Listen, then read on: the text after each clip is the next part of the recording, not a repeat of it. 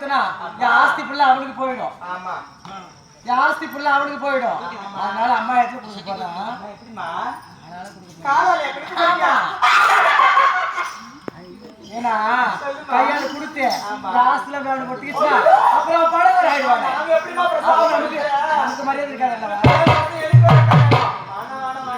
எனக்கு ஆமா அப்பா உங்களுக்கு கல்யாணம் பண்ணது எங்க எனக்கு தானே பண்ணுவாரு. அப்படியா? ஆண்டிக்கு பண்ணுவாருமா. ஏண்டா என்னங்க பாக்குறது பாவமா இருக்கிறீங்க. என்னால முடிஞ்சது எங்க வீட்டுல ஆட்டுல ஆட்டுக்கறி எல்லாம் ஆட்டுக்கடையா எடுத்து அது சமையலா செஞ்சுன்னு வந்துருக்கேன் கையால. மிச்சம் மீதி இருக்க சாப்பிட்டு சரியா? என்னமா பண்ணீங்க? போட்டு என்ன பண்ணீங்க? அது குழம்பு வச்சு கொடுக்கலாமா? சாப்பாடு தாயே சாப்பாடு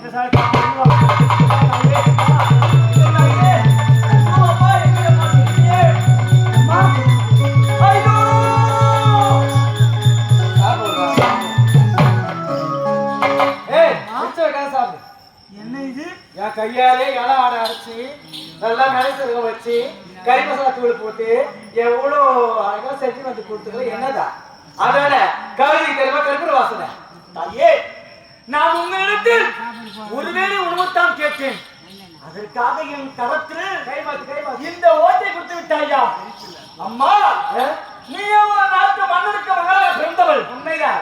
இந்த ஏழை கரத்தில் இந்த திருவோட்டை கொடுத்து விட்டாய். என் கரத்தில் உள்ள திருவோடு நிச்சயம் ஒரு நாள் உன் கரத்தில் இருக்கும்.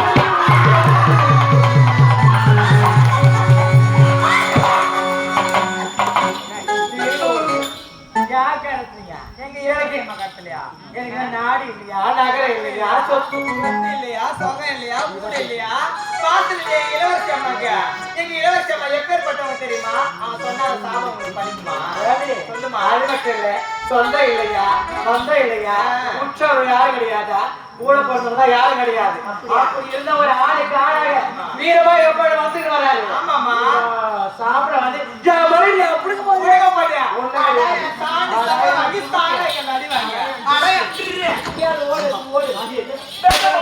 ஐயோ